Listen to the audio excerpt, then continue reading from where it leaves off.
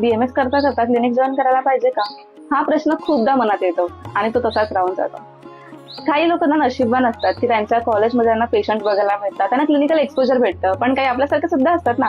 तर खरं सांगते की आफ्टर फर्स्ट इयर तुम्ही ते करायला पाहिजे. पण फर्स्ट इयर मध्ये कम्प्लिटली तुम्ही फक्त अकॅडमिक्सवर फोकस करा, तुमचे बेस क्लिअर करायचा प्रयत्न करा. आणि फर्स्ट इयर युनिव्हर्सिटी झाल्यावर मला असं वाटतं की तुम्ही एकदम ओपीडी लेवलचं जे नॉर्मल क्लिनिक असतं तिथे तुम्ही जाऊन बघायला पाहिजे. तुम्हाला खरं सांगू, जेव्हा आपण या पुस्तकात वाचलेले सिम्पटम्स, कॉजेस, पॅथॉलॉजी या सगळ्या गोष्टी एखाद्या पेशंटमध्ये बघायला भेटतात ना, खरंच एक वेगळ्या लेवलची क्लॅरिटी येते. म्हणूनच सांगते की क्लिनिक जॉईन करा. पण हा, क्लिनिक जॉईन करताना किंवा क्लिनिकमध्ये जाताना आपल्या अकॅडमिकचा विसरू नका.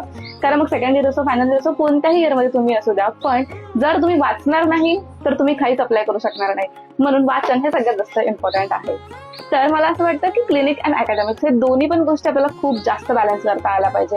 That's it for it. Thank you.